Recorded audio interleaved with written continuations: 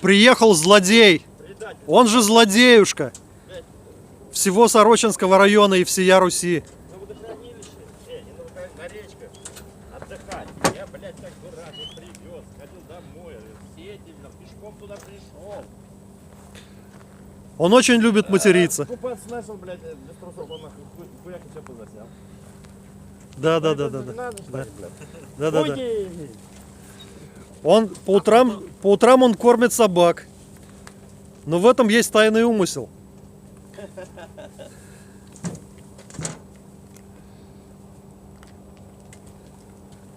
Николай, у тебя внуков нету? Может быть,